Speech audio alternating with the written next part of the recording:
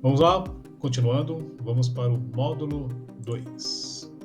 A inserção e a manutenção de sondas e os catéteres. Então, esse módulo tem como objetivo fornecer aos profissionais de saúde os conhecimentos e habilidades necessárias para a realização segura e eficaz dessa inserção e a manutenção de sondas, tá? E os procedimentos para diferentes tipos de dispositivos, como as sondas vesicais, nasogástrica, nasointeral e os catéteres de acesso vascular, além das técnicas de fixação também, da estabilização e os cuidados de manutenção. Então, qual que é o objetivo dessa aprendizagem, aqui nesse segundo módulo? No final desse módulo, o aluno ele vai ser capaz de descrever os diferentes tipos de sondas, de catéteres e suas indicações. Tem gente que fez os cursos, estudou, mas não tem essa lembrança, tá? Ainda mais quem está mais fresquinho. Quem já está um tempo trabalhando já tem essa noção, tá? Mas também vai ter, após esse módulo, ele também vai ser capaz de realizar a inserção segura de sondas vesicais e também nasogástrica e nasoenterais. Lembrando que esse curso, pessoal, ele é online, mas também tem ele na prática, tá? Se você quiser fazer na prática, a gente tem um encontro de um sábado, um dia com 5 horas de curso na prática, utilizando o boneco simulador. Tá bom? Então as aulas ficam gravadas, você adquire o curso online. Se você quiser agendar uma prática, só me chamar aí, tá bom? Eu vou deixar a descrição no vídeo. A gente agenda uma prática, tá? E o que o aluno vai aprender também ao final desse módulo? Ele vai saber empregar as técnicas adequadas de fixação e de estabilização dos dispositivos. E também vai executar os procedimentos de manutenção, incluindo irrigação, aspiração e troca de curativos. E também identificar as complicações relacionadas à utilização de sonda, de catéteres e as medidas preventivas. Então, o conteúdo programático desse módulo, que vai ser anatomia e fisiologias relevantes, o básico, tá? Então, vamos relembrar. Sistema urinário e a sua anatomia e a fisiologia da bexiga e da uretra. Qual que é a função do sistema urinário? Para que serve? Ele é fundamental para a manutenção da homeostase do corpo humano. Então, tudo que entra tem que sair, né? A homeostase correta. Então, sendo responsável pela produção da eliminação da urina. A bexiga e a uretra são órgãos muito cruciais, tá? E desse sistema. Então, eles desempenham papéis específicos na formação e a excreção da urina. A bexiga, ele é um órgão muscular, ele é oco, tá? Ele é localizado na região da pelve, conforme tá as imagens, e que funciona como um reservatório temporário para a urina. A sua capacidade de distensão permite armazenar a urina produzida pelos rins até que ocorra a micção. A anatomia da bexiga é uma parede composta por 3 camadas, que é a mucosa interna, muscular, que é a média, e a serosa, que é a externa. Trígono vesical, né? É uma área triangular na base da bexiga, delimitada pelos ósteos dos ureteres e pelo ósteo interno da uretra. E o colo da bexiga já é a região inferior, abaixo da bexiga, onde se encontra o esfíncter interno da uretra. Então, para relembrar, aí mais uma vez, a anatomia do sistema urinário. E as funções da bexiga? Qual que é a função principal? Armazenamento, né? A bexiga ela se distende na medida que se enche de urina, então permitindo que o armazenamento por um período. Micção. Quando a bexiga atinge um determinado grau de distensão, ocorre o reflexo miccional. Você está apertado, você não vê ela chegar no banheiro para liberar, né? Que desencadeia a contração do músculo, tá? Da bexiga e o relaxamento do esfíncter interno da uretra, permitindo a eliminação da urina. É aquele famoso alívio, né? Nossa, tomei aquelas cervejinhas, peguei o coletivo, tá me dando aquele aperto, não vejo a hora e você já está sonhando com um banheiro privado, né? É a hora que distendeu e já vem o controle já do esfíncter que é relaxar. A uretra. A uretra é um tubo muscular que conduz a urina da bexiga para o exterior do corpo. Sua anatomia e função variam entre homens e mulheres. Então, entre homem e mulher, a uretra tem um diferencial. anatomia da uretra. Da mulher, a uretra feminina ela é curta e se abre no vestíbulo da vagina. E a anatomia da uretra do homem, ela é mais longa e se divide em 3 partes: a prostática, membranosa e esponjosa. A uretra masculina também conduz o esperma durante a ejaculação. Então, o homem é um pouquinho mais complexo nesse sentido. Funções da uretra. Qual que é a função? É a condução da urina, que a principal função da uretra é transportar a urina da bexiga para o exterior do corpo. Condução do esperma, nos homens, no caso. Na uretra masculina, além da urina, também passa o esperma durante a ejaculação, né? Fisiologia da micção. A micção já é um processo complexo que envolve a interação entre o sistema nervoso e os músculos da bexiga e da uretra. O reflexo miccional, ele é um reflexo autônomo que ocorre quando a bexiga está cheia de receptores na parede da bexiga que vão enviar seus sinais para a medula espinhal, que desencadeia a contração da musculatura da bexiga e o relaxamento do esfíncter interno da uretra. Então tem todo esse trâmite aí, né? Controle involuntário. O sistema nervoso central pode inibir ou facilitar o reflexo miccional, permitindo o controle voluntário da micção, tá? E os fatores que influenciam a micção? Volume da urina. Quanto maior o volume da urina na bexiga, maior a pressão sobre as paredes vesicais e maior a vontade de urinar. Que é o exemplo que eu dei, né? De você tomar uma cervejinha, estar no coletivo e mais rápido essa pressão sai, aumenta nas paredes. Fatores que influenciam a micção também. Na criança, né? A idade. Crianças e também idosos podem apresentar uma alteração no controle da micção. Gravidez também, fatores que influenciam. A gravidez pode causar a compressão da bexiga e aumentar a frequência urinária. É porque o bebê está em desenvolvimento, está crescendo, né? E ele vai comprimindo as paredes, né? E doenças neurológicas também podem influenciar na micção. Urológicas e outros podem afetar a função da bexiga e da uretra. Medicamentos também influenciam? Também. Alguns medicamentos podem alterar a função da bexiga, como por exemplo a furosemida. Bom, em resumo, a bexiga e a uretra são órgãos essenciais para a função urinária. A compreensão da anatomia e da fisiologia desses órgãos é fundamental para fazer uma avaliação e um tratamento de distúrbios urinários. Então vocês podem estar voltando no vídeo, revendo novamente sobre a anatomia para ter essa noção. Vamos falar um pouquinho do sistema digestório, da sua anatomia e fisiologia do trato gastrointestinal. O sistema digestório já é um conjunto de órgãos que trabalham em conjunto para transformar os alimentos em nutrientes que podem ser absorvidos pelo organismo e ser utilizados para fornecer energia e construir novos tecidos. O trato gastrointestinal é a parte do sistema digestório responsável pela maior parte desse processo. E como que é a anatomia do trato gastrointestinal?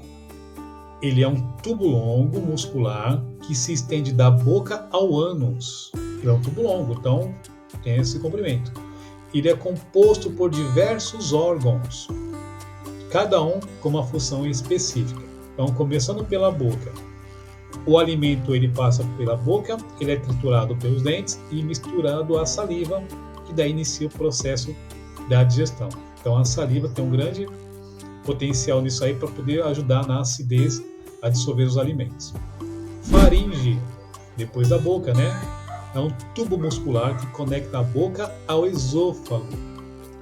Aí vem o esôfago, que é um tubo muscular que conduz o alimento da faringe ao estômago. Aí vem o estômago, que é um órgão muscular em forma de J, parece um J mesmo, onde o alimento é misturado ao suco gástrico e parcialmente digerido. O intestino delgado, ele é dividido em duodenos, tá? Em duodeno, jejuno e íleo. Então é um local onde ocorre a maior parte da digestão e a absorção dos nutrientes. Aí vem o intestino grosso, que é dividido em seco, cólon, ascendente, transverso, descendente e sigmoide. Ele é responsável pela absorção da água, de eletrólitos e formação das fezes. Bom, ele já retirou nutrientes e agora vai transformar em fezes. Em penúltimo, o reto, que é a parte final do intestino grosso, que armazena as fezes até a sua defecação. Por último, o ânus, no qual vai fazer a abertura externa do trato gastrointestinal, por onde as fezes serão eliminadas. Então, vendo esse videozinho, para dar uma noção melhor para você sobre o nosso sistema, digestivo. E a fisiologia do trato gastrointestinal. A fisiologia do trato gastrointestinal, ela envolve uma série de processos que ocorrem de forma coordenada, desde a ingestão do alimento até a eliminação das fezes. Esse processo inclui deglutição, que é o ato de engolir o alimento, que passa da boca para o esôfago, o peristalse, que é contrações musculares involuntárias que impulsionam o alimento ao longo do trato gastrointestinal. Secreção, que é as glândulas do trato gastrointestinal que produzem as enzimas, que é fazer a quebra das moléculas, e outras substâncias que auxiliam na digestão. Digestão, que é o processo de quebra dos alimentos em moléculas menores que podem ser absorvidas. E por último, a absorção, que é a passagem das moléculas nutrientes da luz intestinal para a corrente sanguínea ou a linfática. Principais processos digestivos: a boca, que é a mastigação da saliva, que se inicia a digestão dos carboidratos. O estômago, que é o suco gástrico contendo ácido clorídrico e pepsina, que indica a digestão das proteínas. Intestino delgado, que é o suco pancreático, a bile e o suco entérico, que atuam na digestão de carboidratos, proteínas e lipídios. Intestino grosso, que ocorre a absorção de água e eletrólitos e a formação das fezes. Fatores que influenciam a digestão. Vamos lá. A quantidade e o tipo de nutrientes presentes nos alimentos influenciam também a digestão.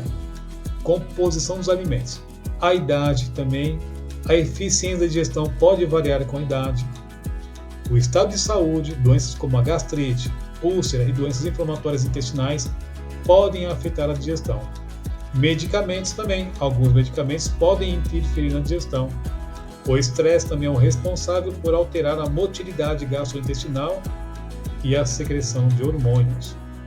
Em resumo, o sistema digestório é um sistema bem complexo, Ele é responsável pela transformação dos alimentos em nutrientes essenciais para o organismo.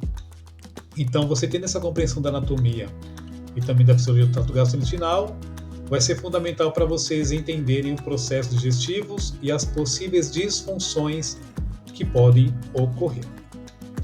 E anatomia do sistema cardiovascular. Coração, que é um órgão muscular, ele é oco, dividido em 4 câmaras. São 2 átrios, 2 ventrículos. O coração ele funciona como uma bomba. Ele impulsiona o sangue para todo o corpo. E o vaso sanguíneo são tubos que transportam o sangue pelo corpo. E os principais tipos de vasos sanguíneos são artérias, que transportam o sangue do coração para os tecidos do corpo, as veias, que transportam o sangue dos tecidos do corpo para o coração, e os capilares, que são os vasos sanguíneos muito finos que permitem a troca de substâncias entre sangue e as células. A fisiologia da circulação sanguínea. A circulação sanguínea ela pode ser dividida em 2 circuitos. Circulação pulmonar, o sangue venoso, ele é rico em dióxido de carbono, ele é bombeado do ventrículo direito do coração para os pulmões, onde ocorre a troca gasosa. O sangue arterial ele já é rico em oxigênio, então ele retorna ao átrio esquerdo do coração. E a circulação sistêmica, que é o sangue arterial, ele é bombeado do ventrículo esquerdo do coração para todos os tecidos do corpo, onde ocorre a troca de gases e nutrientes. O sangue venoso ele retorna ao átrio direito do coração. O ciclo cardíaco é uma sequência de eventos que ocorre durante um batimento cardíaco. Então ele vai envolver a contração sistólica, e o relaxamento, que é a sistólica. Então, lembrando, contração é a sístole, relaxamento é a diástole, tá? Que são essas câmaras cardíacas. Funções do sistema cardiovascular é o transporte de oxigênio e nutrientes. O sangue transporta oxigênio dos pulmões para as células e nutrientes do sistema digestório para todas as partes do corpo. E remoção de dióxido de carbono e produtos de excreção. O sangue ele transporta o dióxido de carbono das células para os pulmões e também os produtos de excreção para os rins. Também transporte de hormônios. Os hormônios são transportados pelo sangue para os seus órgãos-alvo. E regulação da temperatura corporal. O sangue ele ajuda a distribuir o calor pelo corpo, contribuindo para a manutenção da temperatura corporal. E também uma proteção contra infecções. As células de defesa presentes no sangue ajudam a combater as infecções. E fatores que influenciam a circulação sanguínea: a frequência cardíaca, o número de batimentos cardíacos por minuto, o volume sistólico, o volume de sangue ejetado pelo ventrículo esquerdo a cada contração, que é da sístole, pressão arterial, força exercida pelo sangue sobre as paredes das artérias, resistência vascular, oposição ao fluxo sanguíneo nos vasos, e a viscosidade do sangue, espessura do sangue. E quais são as doenças cardiovasculares? Doenças cardiovasculares são um grupo de doenças que afetam o coração e os vasos sanguíneos. Algumas das doenças cardiovasculares mais comuns incluem doença arterial coronariana, que pega a coronária, né?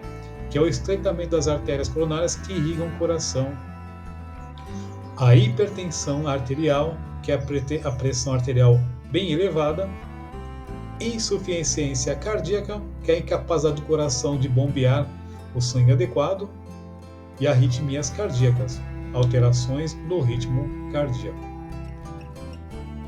Tá? Então aqui também a gente agora vai dizer os tipos de sondas e catéteres.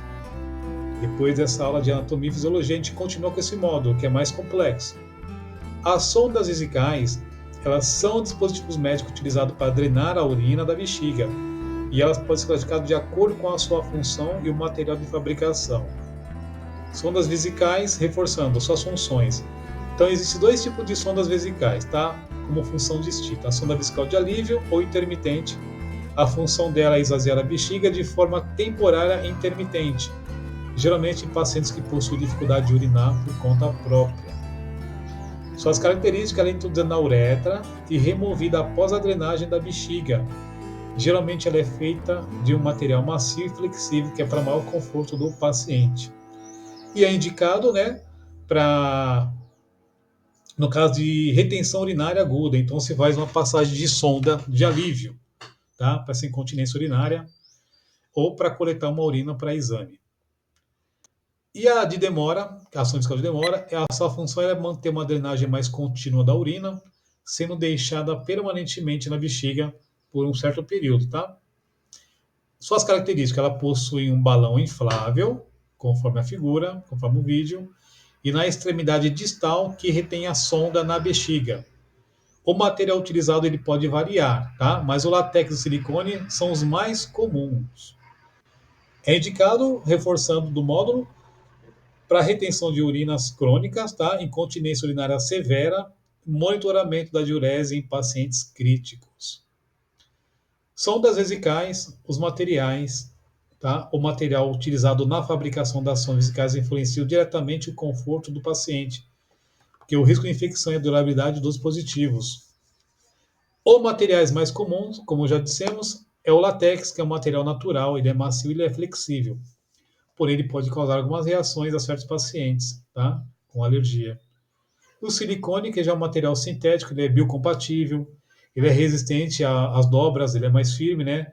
Ele é menos propício à formação de biofilmes, aquelas bolinhas, tá? Que causam bactérias ali.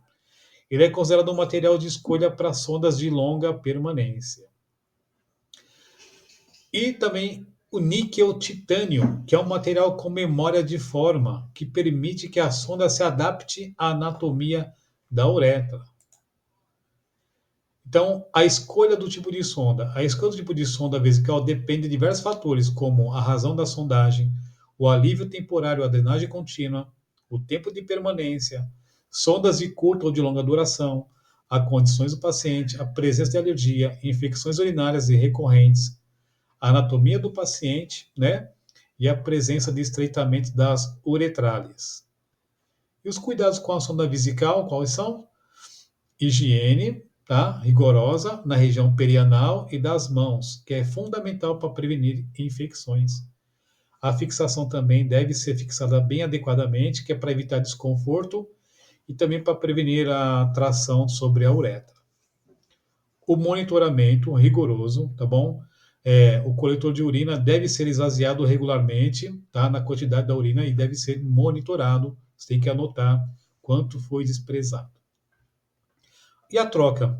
A frequência da troca da sonda varia de acordo com o tipo de sonda e as condições do paciente. Então, isso vai depender muito, tá, do paciente e da instituição. Gente, é importante ressaltar que na inserção e a manutenção das sondas vesicais tem que ser realizada por profissionais de saúde qualificados, tá bom? Então, assim, e seguindo essas normas assépticas, a gente vai evitar qualquer risco, tá bom? E uma informação importante também, geralmente as sondas de alívio, elas são descartadas e utilizadas em procedimentos isolados, tá? E as sondas vesicais de demora, elas podem ser reutilizadas ou descartadas, dependendo do material, tá? Sempre do material e do protocolo da instituição. Complicações, qual que são as complicações associadas das sondas? Elas podem incluir infecção, tá? Ou infecção urinária, também trauma na uretra ao passagem, obstrução da sonda e incontinência urinária. Sonda nasogástrica e nasoenterais são indicações e diferenças. Catéteres venosos periféricos e centrais, calibres, materiais e condições. E outros tipos de catéteres também, exemplo, epidural e o arterial. Indicações e contraindicações. Indicações para cada tipo de sonda de catéter. Contraindicações relativas e absolutas para cada procedimento. Materiais necessários. É uma lista completa de materiais necessários para vocês, para cada procedimento. E o preparo do material e a organização e desinfecção. Procedimentos de inserção, sonda vesical, a posição do paciente, a técnica asséptica, a medida da uretra, a inserção da sonda, a fixação do balão, a conexão ao sistema coletor. Sonda nasogástrica e sonda nasoenteral. Indicações e diferenças. As sondas nasogástricas e as sondas nasoenterais são tubos finos e flexíveis inseridos através do nariz, passando pela faringe e o esôfago, e chegando respectivamente ao estômago e ao intestino delgado. As sondas nasogástricas ambas são utilizadas para diversas finalidades clínicas, mas possuem características e indicações distintas. A sonda nasogástrica ela é indicada para alimentação para pacientes que não podem se alimentar por via oral, como aqueles que têm dificuldade de deglutição, né? E como a anorexia. E também para uma descompressão gástrica, que é para remover conteúdos gástricos em caso de obstrução, no ilho paralítico, ou para prevenir a distensão abdominal. E também para a administração de medicamentos, tá? Em pacientes que não podem engolir. E também para remover conteúdo gástrico em caso de intoxicação ou hemorragia digestiva alta. Suas características: a posição termina no estômago, é indicado para paciente que necessita de descompressão gástrica ou alimentação por curto prazo. Vantagens: procedimentos menos invasivos que a gastrostomia. Sonda nasoenteral, ela é indicada para pacientes que necessitam de alimentações por longo prazo, que permite a passagem de conteúdo gástrico para o intestino, diminuindo o risco de aspiração pulmonar. E também em caso de obstrução intestinal. E suas características, ela termina no intestino delgado, que é o duodeno ou jejúnio. E as suas vantagens, ela tem menor risco de aspiração pulmonar em comparação com a sonda nasogástrica. Essa é a maior vantagem. E aqui tem uma tabelinha para você seguir da diferença da sonda nasogástrica e sonda nasointeral. Bom, observação. Então a escolha da sonda nasogástrica e nasointeral depende de diversos fatores, como o estado clínico do paciente, tá? A necessidade da descompressão, a alimentação e o tempo previsto do uso. E essa inserção e a manutenção das sondas deve ser realizada por profissionais, como eu já disse, qualificados. Então tem que monitorar, tá, durante essa inserção e observar os sinais. Se tiver alguma alteração, comunicar imediatamente. Então, gente, em resumo, é isso aí. Essa sonda nasogástrica ela é ideal para descompressão gástrica e alimentação por curto prazo. E a nasointeral já é ideal para alimentação por mais prazo, por um prazo maior, tá? E paciente com risco de aspiração. E o catéter venoso periférico, a gente vai deixar aqui um guia completo, tá bom? Para vocês acompanharem. Esse catéter, o CVP, a sigla, tá? E para que serve?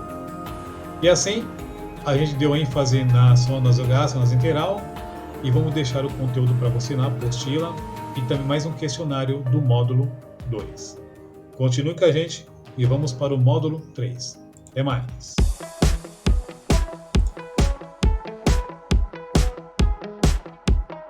É indicado para pacientes que necessitam de alimentação por longo prazo ou com risco de aspiração pulmonar.